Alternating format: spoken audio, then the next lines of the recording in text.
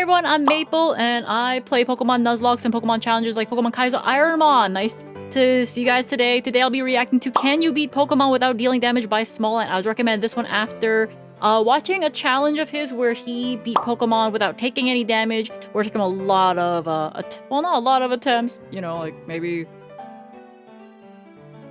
How many was it again? Easy. I see it. No, never mind. I had to open it up again. That's right. That was right. 69 plus 1. Yeah, it took him 69 plus 1 attempts. Hopefully, this challenge proves to be a bit easier in terms of, like, it doesn't need many resets. But yeah, I'm excited to watch this one. Thank you guys for recommending this to me. I'm gonna go to the React corner now. So, I've already beat Pokemon without ever taking any damage. It took me 138 hours. But what if I did the inverse, where I'm not allowed to deal any damage? Is that even possible? Well, yeah, my friend already did it. It took him over 31 Oh, point hours. growth. And, you know, I was willing to let him have this small success. Until he insulted my beautiful son, Wooper. I gave him one chance to stop the sass. I said, Not the Wooper. I love Wooper. I love his little face. if he wronged me one more time, I'd be forced to retaliate. I'd do the same challenge, but better. His response? So I did, in 6 hours. I was streaming Super Mario Odyssey when this occurred.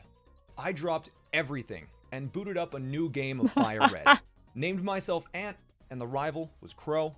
I grabbed a Bulbasaur as quickly as possible and went on my way. Anything to defend his boy. Crow, the friend now turned rival, realized what was happening, panicked, and started editing his already completed challenge into a video. The race was on. Of course, since I'm not allowed to deal damage, the first rival fight was pretty simple. Bulbasaur has Growl and Tackle, so I just growled until I lost, and it let me progress. Now, you're probably thinking, how the heck do you defeat Pokemon without damaging them? Well, it's a bit of a struggle, but there is a way. I caught a second Pokemon, Caterpie, and started running back and forth in Viridian Forest, until I found a Kakuna. By switching out between my two Pokemon, I could let Kakuna harden without dealing any damage to it. I did this for 30 turns, until Harden It's gonna start struggling. was at a PP. The Kakuna began to struggle, dealing damage to my Bulbasaur, but also hurting itself in the process. By repeatedly letting Bulbasaur get hit by struggle, Kakuna took itself out, gaining Bulbasaur some much needed EXP. I did this for only 3 battles actually, until Bulbasaur reached level 7, where it learned Leech Seed. Neat. I haven't really explained the full rules of this challenge yet. I just followed the rules that my rival had set.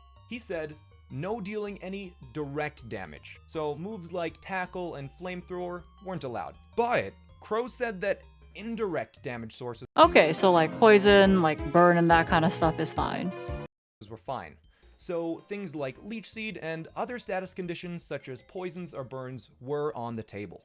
I was able to mow through the bug catchers in the forest and easily crush Brock with a Leech Seed Growl combo. First gym done. Dude, there's no shot. Growl a few times, should be easy. No, I'm not worried at all. I'm not worried at all. Yeah, it's gonna take him a while. Oh yeah, since this was kind of a race, I did speed up the game, but Crow did the same on his run, so it was fair game. On the way to Cerulean, I caught 2 Nidoran and a Zubat to use later on.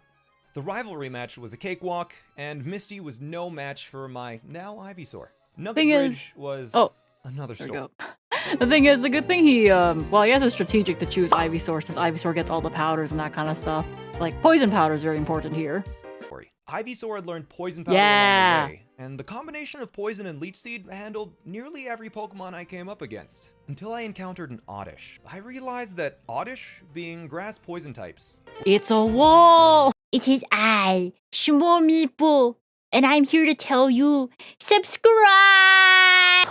Yeah, so it's not affected by Leech Seed and it's not affected by poison, so you need, like, burn, I guess, for an Oddish. Were completely immune to both of these effects. I had to employ a new strategy for these ones. This was where the Nidoran and Zubat came into play. By leering with Nidoran and switching to Zubat, Wait, I could that's right. And with a bit of luck, the weakened Oddish would smack itself to death, which it did after a few attempts. With this temporary solution, I cleared out Nugget Bridge, caught an Oddish, and saved Bill. With it kind of being a race and all, I was rushing through the game, and my Pokemon were starting to get a little underleveled. Fortunately though, I had an easy solution to fix that. Daycare lady! By dropping a Pokemon in the daycare below Cerulean City, every step I took was now 1 EXP for my Pokemon. So it was a simple matter of biking up and down until my Pokemon were strong enough to proceed. Like I said though, it was a race, and by biking up and down, I wasn't making any progress through the game. I had to carefully balance grinding and progress. I leveled up my Oddish and Zubat to around level 30 to get stronger and learn some useful moves. I love Oddish. With my upgraded team, I cruised through the SSN, got cut, did the trash puzzle, and beat Surge with ease. From here, I made a beeline to Rock Tunnel. I couldn't really see where I was going, and my god, there were a lot of Bellsprouts and Oddish. Despite having level 30s, these grass poison types were still a huge problem. Yeah, you can only really take care of them with Confusion. At least in Gen 3, Confusion has like a 50-50 chance to, I guess, hit or break through. In later gens, I forget exactly which one. It might be... It's either... I think it... God. I want to say Gen 6. But it might be past that, where they change the Confusion chance to 33% to hit yourself. But until then, it's definitely 50-50. Because just spamming Confuse Ray wasn't really a consistent strategy. I struggled a bit, having a few whiteouts along the way, but made it through eventually, only to remember that the next gym was Erica. Just more grass poison types. After thinking for a few moments, I thought of a solution and hightailed it to the Celadon game corner. Against all the rocket poison types, my Leech Seed and Growl strategy was still hard carrying the run. It was smooth sailing, securing a Silph Scope by seeding Giovanni, which I took straight to the Pokemon Tower. I could now see the ghost Pokemon, my salvation. I caught 3 Ghastly, cleared out the tower, and got the Pokeflute, which, by the way, was the most helpful item in this entire challenge. I just didn't realize it yet. And returned to the daycare once more. I plopped those bad boys in there to level 33, so their movesets consisted of Hypnosis, Confuse Ray, Curse, and Destiny Bond. All moves that didn't deal any direct damage. Okay. Is he gonna have a Destiny Bond team? Because, like, technically, it doesn't deal damage, just take your foe with you, I think, if that's how the rules work. With these sacrificial Ghastly at my disposal, I cursed through Erica, leaving me with my Oh, I guess badge. not. Okay. Yeah, I beat Gym 4. It's okay. We just beat Gym 3. I knew the fastest route through Silphco, so I breezed through that, only to be stopped in my tracks by the rival fight. Crow's Charizard was level 40, and with its flamethrower, was able to outspeed and one-hit KO my entire team. I had to spend some precious time and money to buy Carbos from Celadon to increase the speed stat of my Haunter. Fortunately, it was just enough he is speed using to work, Destiny and Bond. after a few more attempts, the rival fight was won. Giovanni was a pushover. Looking at my team at this point, I saw a fatal flaw. Every Pokemon was poison type. In the next gym, Sabrina, with her psychic types. She was seemingly another roadblock. Any of her psychic Pokemon could one-hit KO my entire team. Lucky for me though, it didn't really matter. With my 3 ghosts, I just used Destiny Bond Just 3 Destiny times, Bond. and the psychic Pokemon took themselves out for a surprisingly easy 5th badge. With probably the hardest gym badge under my belt, I headed south to Fuchsia. While there, I grabbed Surf and Strength from the Safari Zone, obliterated Koga, and continued to Cinnabar, using the Gift Lapras I picked up in Silphco. Because I'm a Pokemon genius, those simple gym quizzes were no match for my intellectual prowess. Unfortunately, My favorite question in this gym is when they ask you if TM Tombstone is real. Blaine's brute force overwhelmed my big brain. Blaine had 4 Pokemon. I could outspeed and Destiny Bond 3 of them, but that left Rapidash, who simply used Fire Blast and melted my remaining 3 Pokemon. It would take too long to go and train up another Ghastly, so I had to figure out another solution. As fate would have it, the solution was already in my party. Lapras was able to take a Fire Blast, and it happened to know Perish Song, which makes all Pokemon on the field faint in 3 turns. All that needed to happen was Rapidash missing 1 of 3 Fire Blasts, which it did on the 3rd attempt.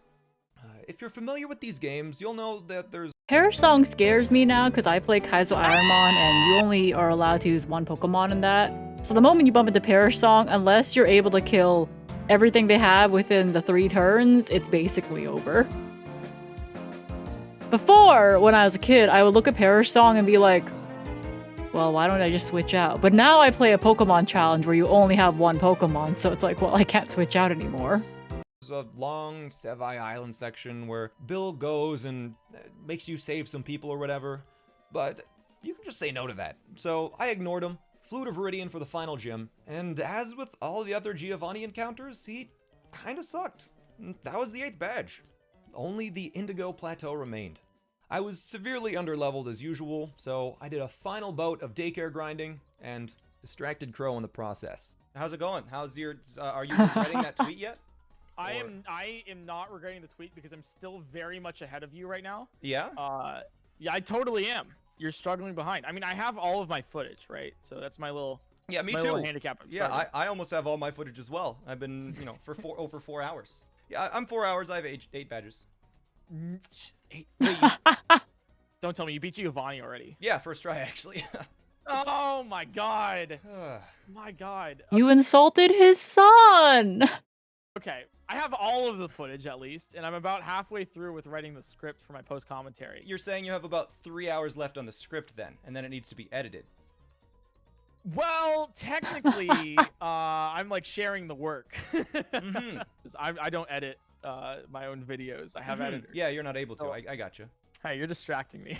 I'll be honest. Are you really? I've written 3 words since you called. Oh no, I'm so sorry. That was the whole point of this come call. on. I want to ask. Yes. Are you staying up streaming? Yeah. And going to edit and write a script tonight? The stream isn't stopping till the video's out. Okay, you're distracting me. Yeah, it's I need to. Okay, I need to do this. Okay, yeah. Goodbye. Have a good one. That was productive. I stalled him for a few minutes. Hopefully those few minutes mattered. I trained up Venusaur to level 53, Yeah. Lapras to 48, and a Haunter to 50. Still a little weak, but I figured I could make it work. I plowed through the final rival fight before Victory Road, quickly solved the puzzles to enter Indigo Plateau. Damn, that was I quick. attempted the Elite Four, only to get swiftly beaten down by Agatha. I had no chance. There was no way I'd be able to beat the Elite Four with my current team being so weak. Lapras was basically useless, as trainers would just swap out their Pokemon after Perish Song was used. Yeah, so Perish Song will only ever work with their last mon, or else they'll swap them out. Or if you somehow trap them in. That's like the only way you're gonna get any use out of it. But I don't think Lapras naturally comes with any trapping-like moves. I don't know, maybe Whirlpool or something. I don't know Lapras' entire like moveset very well, or what it could even learn. But it's definitely an option. After deliberating for a bit, I came up with a revamped Lapras set. I taught it Toxic, Protect, and Double Team. Oh man, hold up. You guys can't see this right now. Let me move out of the way. Well, I guess that's actually more in the way. Give me a second. Blah. Toxic, Confuse Ray, Perish Song, Double Team. That I picked up throughout the run. I also bought You know, if I saw that on any Memon, like in my challenges, I'd shit. a few X defends and revives, and to round out Lapras's bag of tricks, I gave it a leftovers for some passive healing during the upcoming battles. I wasn't sure if this strategy would work, so I went into the Elite Four for a test run, only to realize the true power of what I had created.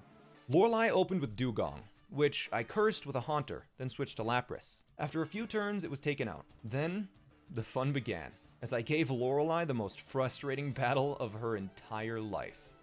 While Dugong was busy dying, Lapras had set up 6 double teams, which meant that Lorelei's Pokemon were only going to land moves a third of the time. By using Toxic, then Confuse Ray, Man, that's fucking disgusting. No, like, I have gone into the E4 on, like, my randomizer challenges like that before, and I think I encountered, like, an E4 from hell. So, in my challenger, not allowed to, like, you're not allowed to heal outside of battle. You can only use your items in battle and that kind of stuff, right? And every single item you pick off that could be a healing item has to be a random item you pick off a floor. So I walked into the E4 with an amazing, like, inventory. I had a lot of heals and that kind of stuff. And immediately I think Lorelei throws out a Wheezing with Sandstream and Double Team. I was not okay. It was just a waiting game until our whole team gradually perished. There was one problem though. All of Lapras's moves had very limited PP. So I couldn't just waste turns by using random moves. I had to stall some other way. In my challenge, I stall by throwing Pokeballs. This was where I discovered the power of the Pokeflute. Being a key Oh. item, it's infinitely reusable, and when in battle it wakes up all the Pokemon. But more importantly, wastes a turn. That makes a lot of sense. I'm not allowed to use the Pokeflute in mine, but like, for his challenge, that makes a lot more sense. It's not as resource intensive. Like, you don't have to spend money, you just get it. So, while Lorelei's team was withering away, I forced her to listen to the constant droning of a 10-year-old trying to play a flute. As if this battle wasn't toxic enough already. Anytime her Pokemon managed to hit Lapras, the leftovers would just recover the HP before they could land another hit. Before I knew it, Lorelei had been defeated. Next was Bruno, who, let's be honest here, has always been the weakest link. It was a pretty simple case of Leech Seed and wait as the Pokemon flailed around helplessly. Agatha was a lot more of the same. Just Leech Seed and wait, with some additional Poke-fluting whenever they tried to put Venusaur to sleep. This was going shockingly well, considering I was only trying Sub 6 hours, yo! to test out the new strats. There were only 2 battles left, and I started to believe this attempt could actually be the one. I healed up my team a bit and gave Lance a try. The toxic strategy worked for Gyarados and Aerodactyl, but hit a snag once I reached the Dragonairs. I completely forgot to consider their ability. Ooh. Shed Shed Skin. Yeah, each... God, was that a 33% chance? I think it's a 33% chance to like just heal its status condition. Might be higher in older gen, but I don't remember exactly. Skin, which made Toxic useless. I had to be very careful here. One wrong move, and these Dragonairs would be my demise. They outsped almost every member of my team, and Outrage packed a punch. I was forced to switch in a weak Haunter, who was defeated in a single blow, in order to safely send in the strong Haunter, Tail, who just barely outsped and could Destiny Bond. I was able to revive Tail and Destiny Bond once again to defeat the second Dragonair, but that just led into another problem. Destiny Bond had run out of uses, and Dragonite was still there. I had only 2 Pokemon remaining on my team, Lapras and Venusaur. So I sent out Lapras in the hopes that the toxic strategy would prevail once again. This wishful thinking was immediately thwarted by Dragonite using Safeguard. Okay. All of Lapras and Venusaur's movesets were instantly rendered useless. I had to find a backup, and fast. I revived Tail in a last-ditch effort and sacrificed Venusaur to bring him in safely. I was out of Destiny Bond, so Curse was my only hope. By some miracle, Tail outsped the Dragonite and fired off one last Curse, as Outrage finished him off. It was up to Lapras to survive long enough for the Curse to run its course. I hadn't prepared for a serious Elite Four attempt, so I never purchased any healing items. There were only a handful of them I picked up throughout the run, but Lapras managed to hold out and survive just long enough. Oh, he didn't even like prep for reals. He just like went in with whatever he picked up off the ground. That's actually really good for like basically 0 prep. I'm impressed. For the Dragonite to be defeated, and there was one battle left. The champion, Crow. He had defeated the Elite Four before me, but just like in real life, he had no chance of beating me. After healing up my team with what little I had left, I entered the final fight. And the toxic strats began. Pidgeot perished. Rhydon ravaged. Executor executed. Alakazam annihilated. Gyarados gone, and Charizard crushed. 6 hours. Pokemon without dealing damage. A challenge which took my rival 31 hours. I started, Okay. finished. Damn, he was so close to sub 6 hours. Hold up, let me go Took back. my rival 31 hours. I started. Yeah, 6 hours and 13 seconds. I guess to get to the screen, but he probably, I guess we go back and watch. Might have been able to do it like sub 6 hours, but I don't know. Oh yeah, fun fact about me. The Pokemon Lapras. Whenever I was ever since I was a kid, I always pronounced it Lapras, and no one ever corrected me until I became a streamer. But like after so long of pronouncing a Pokemon's name wrong as Lapras, you just instinctively say Lapras. Okay, but when I became a streamer, everyone's like, Maple, that's not how you say it. I'm like, how the fuck do you say it? And they're like, Lapras. And I'm like, but no one said anything. Like, ever!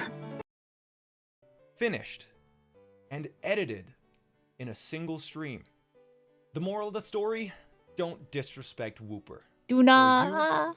We'll get whooped yourself. I love Wooper. Thanks for watching. Be sure to subscribe, and I'll see you next time. Alright, that was a fun one. Thank you so much for watching with me, everybody. I was also recommended his Kaizo Ironmon video as well, just because, guess what? Hi, I play Kaizo Ironmon. I'm on attempt 2,110, I think. It might be more by now. I'm okay. I like the challenge. I'm mentally stable. I'm okay.